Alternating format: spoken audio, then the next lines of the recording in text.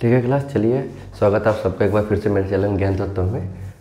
इस वीडियो में हम डिस्कस करने वाले हैं कंसेप्ट ऑफ टाइम कांस्टेंट और स्टेडी स्टेट वैल्यू या फिर response of R L and C element at t equals to infinity. इसको मैं लिख देता हूँ एक बार।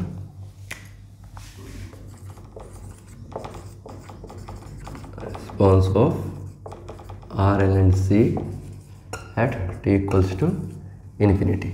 तो देखिए, पहले अगर हम टाइम कांस्टेंट की बात करें तो टाइम कांस्टेंट क्या कहता है कि अगर हम इंक्रीजिंग क्वांटिटी की बात करें तो जब भी हमारे सिस्टम का रेस्पॉन्स उसकी फाइनल वैल्यू का 63.2% तक पहुंच जाता है तो हम उसको कहेंगे कि ये अपने जो है एक टाइम कांस्टेंट की वैल्यू तक पहुंच गया है।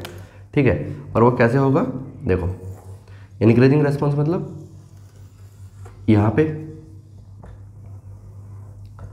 मैंने कहा कि इसकी जो स्टेडी स्टेट वैल्यू है वो ये है, इसकी वैल्यू है 1। ठीक है, ठीक है, और ये जो है इस वैल्यू तक t इक्वल्स टू इन्फिनिटी पे पहुंच रहा है, जब भी पहुंच रहा है। लेकिन 63.2% वैल्यू पे जब भी पहुंच जाएगा इंक्रीजिंग में, the increasing response reaches to 63.2% of its final value. अपनी फाइनल वैल्यू का, फाइनल वैल्यू यानी कि 1 का रेस्पॉन्स जब भी ये 63.2% तक पहुंच जाएगा इंक्रीजिंग में, तो हम कहेंगे कि इतना जो टाइम इसको लगा, ये वाला टाइम गलत बना दिया, ये इसका टाइम कांस्टेंट कहलाएगा। ठीक है, या फिर अगर वो डिके कर रहा है, इसकी वैल्यू स्टार्टिंग में 1 थी और t इक्वल्स टू इन्फिनिटी पे जाके इसकी वैल्यू जो है 0 हो जा रही है। ठीक है, तो 36.8% वैल्यू तक of its initial value decaying response reaches to 36.8% of its initial value. अपनी इनिशियल वैल्यू का जब वो 36.8% तक रह जाएगा तो उतने टाइम को मैं कहूँगा क्या, कि ये वाला टाइम पीरियड इसका टाइम कांस्टेंट कहलाएगा। ठीक है, अब टाइम कांस्टेंट जो है प्रैक्टिकली तो लगभग 5 टाइम्स ऑफ टाइम कांस्टेंट हमारा स्टेडी स्टेट पहुंच जाता है, लेकिन आइडियली कितना होता है? वो इनफाइनाइट होता है। ठीक है, तो टाइम कांस्टेंट की बस यही एक डेफिनेशन जो है आपसे पूछी जाएगी कभी भी। ठीक है, टाइम कांस्टेंट आरएल सर्किट के लिए, आरसी सर्किट के लिए हम जो है कैलकुलेट कर सकते हैं आराम से। जो हमारा आरएल सर्किट है, आरएल सर्किट के लिए टाइम कांस्टेंट की वैल्यू क्या होती है? वो होती है L/R। कितनी होती है? L/R। और अगर आरसी सर्किट है, आरसी सर्किट के लिए टाइम कांस्टेंट की वैल्यू होती है RC। ठीक, और अगर RLC सर्किट है तो उसके लिए टाइम कांस्टेंट अलग अलग हो सकता है डिपेंडिंग अपॉन द कंडीशन की कौन सी चीज़ सीरीज में लगी हुई है, कौन सी चीज़ पैरेलल में लगी हुई है। इस चीज़ को ध्यान में रखते हुए टाइम कांस्टेंट अलग अलग हो सकता है। वो चीज़ हम कैलकुलेट करते हैं फ्रीक्वेंसी डोमेन में जाके। फ्रीक्वेंसी डोमेन यानी कि लाप्लास की हेल्प से हम उसको कैलकुलेट करते हैं। नॉर्मली जो अब आपके सामने क्वेश्चन आएंगे RL और RC वाले, तो आप उसको टाइम डोमेन में रह के ही इसको सोल्व कर सकते हैं। लेकिन अगर RLC तीनों सर्किट एलिमेंट में दिए हुए हैं तब उसका टाइम कांस्टेंट निकालना थोड़ा कॉम्प्लिकेटेड हो जाता है। निकल जाता है टाइम डोमेन में रहेगा भी, लेकिन वो थोड़ा सा लेंथी प्रोसेस है और उसमें टाइम बहुत ज़्यादा लगता है। अब क्योंकि आपके पास पेपर के टाइम में शॉर्टेज टाइम की बहुत ज़्यादा रहेगी, तो हम कोशिश यही करेंगे कि अगर ऐसा क्वेश्चन बनता है तो उसको लाप्लास में जाके सोल्व किया जाए या फिर फ्रीक्वेंसी डोमेन में जाके सोल्व किया जाए। हालांकि प्रैक्टिकली फ्रीक्वेंसी डोमेन जैसी कोई चीज़ ही नहीं है, सब चीज़ टाइम डोमेन में ही आता है। लेकिन अगर हम सॉल्यूशन की बात कर रहे हैं तब उसको फ्रीक्वेंसी डोमेन में ले जाके सोल्व किया जा सकता है, बाद में उसको लाप्लास इन्वर्स करके टाइम डोमेन में कन्वर्ट कर ले जाएंगे। ठीक है, ये तो हो गया हमारा टाइम कांस्टेंट की वैल्यू। इस चीज़ को आपको ध्यान रखना है कि टाइम कांस्टेंट ये टाउ की वैल्यू है। टाइम कांस्टेंट RL सर्किट के लिए L/R है और RC सर्किट के लिए RC है। ठीक है, अब बात करते हैं response of RL and C at t equals to infinity. देखो, response of RL and C at t equals to 0 positive आपने देखा कि जैसे ही स्विचिंग हुई तो उसके जो है रेस्पॉन्स हमने किस प्रकार से उसको देखने के लिए मिला। लेकिन जब स्विचिंग होए काफ़ी टाइम हो चुका है, तब हम अगर रेजिस्टेंस की बात करें, देखो रेजिस्टेंस तो है एकदम इनर्ट मटेरियल, इसको फ़र्क नहीं पड़ता किसी भी चीज़ से। ठीक है, अगर मैंने स्विचिंग हो ही रखी है R और कितना वोल्टेज V, ठीक है, V इक्वल्स टू 0 प्लस पे भी इसकी वैल्यू कितनी थी? IR थी, और v इक्वल्स टू इन्फिनिटी पे इसकी वैल्यू कितनी होगी, आई आर होगी। तो रेजिस्टेंस की इनिशियल वैल्यू फाइनल वैल्यू पे उस पर कुछ फ़र्क नहीं पड़ता है। तो रेजिस्टेंस का तो केस बहुत ही कॉमन है, उसको तो समझना भी ज़्यादा मुश्किल नहीं है। लेकिन अगर इंडक्टर की बात की जाए, किसकी, इंडक्टर की, इंडक्टर के केस में क्या था, अब अगर देखो मैंने इसमें करंट सोर्स लगाया, मैंने कहा कि इसमें जब 5 एम्पेयर की करंट मैंने t equals to 0 positive pay देनी स्टार्ट की, उससे पहले इसके अक्रॉस कोई करंट नहीं थी, तो स्टार्टिंग में तो ये ओपन सर्किट की तरह बिहेव कर रहा था। लेकिन एट द एंड करंट का फॉर्मूला क्या बनता है इसके लिए सॉरी वोल्टेज का formula v equals to L D I by D T. ठीक है, अब उसको 5 एम्पेयर की करंट है, वही इसके अक्रॉस जो है फ्लो कर रही है, तो t इक्वल्स टू इन्फिनिटी पे इसके अक्रॉस वही करंट फ्लो कर रही है, तो rate of change of current कितना हो गया, 0। जब rate of change of current क्या हो गई, 0, तो वोल्टेज 0 हो गई।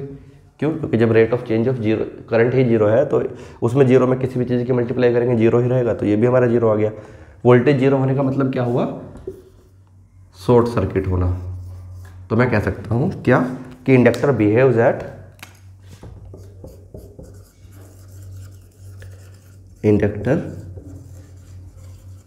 behaves as short circuit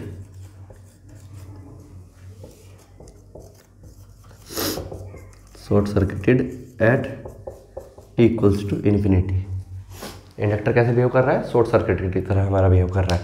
ठीक है, अगर तो आप कैपेसिटर का भी देख लेते, देखो इंडक्टर हमारा पहले ओपन सर्किट की तरह बिहेव कर रहा था स्विचिंग के टाइम पे, जब हमने स्विचिंग की थी तब ओपन सर्किट की तरह बिहेव कर रहा था, हमने पिछली वीडियो में देखा। लेकिन अभी वो कैसा बिहेव कर रहा है, शॉर्ट सर्किट की तरह। अगर इसका बिहेवियर चेंज हो रहा है तो कैपेसिटर का भी तो कुछ ना कुछ तो चेंज हो ही रहा होगा। कैपेसिटर का बिहेवियर भी देख लेते हैं। कैपेसिटर क्या कहता है कि हमने अगर एक वोल्टेज सोर्स लगा के रखा है, वोल्टेज सोर्स, और इसकी स्विचिंग हो रखी है, ये हमारा कैपेसिटर है, तो उसके अक्रॉस जो वोल्टेज होगी VC। ठीक है, कैपेसिटर का फॉर्मूला क्या है करंट का, CdVC बाई dt। अब देखो t इक्वल्स टू इन्फिनिटी पे जितनी भी वोल्टेज मैंने अप्लाई की होगी, सारी वोल्टेज जिसके अक्रॉस मुझे देखने के लिए मिलेगी। अब उससे ज़्यादा वोल्टेज तो उसके अंदर आ नहीं सकती, तो मतलब rate of change of voltage क्या हो गया, 0। अब अगर rate of change of voltage ही मेरा 0 हो गया तो IC कितना हो गया, 0। करंट 0 होने का मतलब क्या हुआ, सर्किट हमारा ओपन सर्किट है। ओपन सर्किट होता है तभी हमारी करंट 0 होती है। तो मैं कह सकता हूँ कि at t equals to infinity capacitor behaves as open circuit.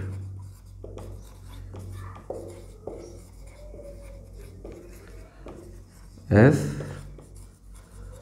Open circuit at t equals to infinity. ठीक है, पिछले वाला ग्राफ आपको याद होगा, at t equals to infinity वाले में एक कॉलम और ऐड कर लीजिए कि रेजिस्टेंस की तरह बिहेव करेगा, इंडक्टर शॉर्ट सर्किट की तरह बिहेव करेगा, और कैपेसिटर कैसे बिहेव करेगा, ओपन सर्किट की तरह बिहेव करेगा। ठीक है, बस यही जो है चीज़ें हैं जो पता होनी चाहिए। इसको रफ कहाँ से किया जाएगा, जिसको पता होना चाहिए। और इसके बाद से हमारी जितनी भी थ्योरी है टेंजेंट की वो लगभग ख़त्म हो चुकी है। इसके बाद जो चलेगा वो सिर्फ न्यूमेरिकल होंगे। ठीक है, एक जो टाइम डोमेन का इसका फॉर्मूला बनता है कंप्लीट सॉल्यूशन, जिसमें हम इनिशियल वैल्यू और फाइनल वैल्यू दोनों मिला के इसका फॉर्मूला बनाते हैं। हालांकि वो फॉर्मूला कैसे है, उस डेरिवेशन की ज़रूरत नहीं पड़ती, लेकिन फॉर्मूला बहुत ज़्यादा ज़रूरी हो जाता है। वो है आपका final value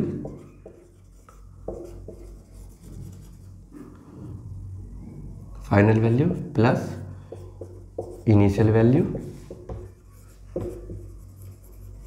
minus final value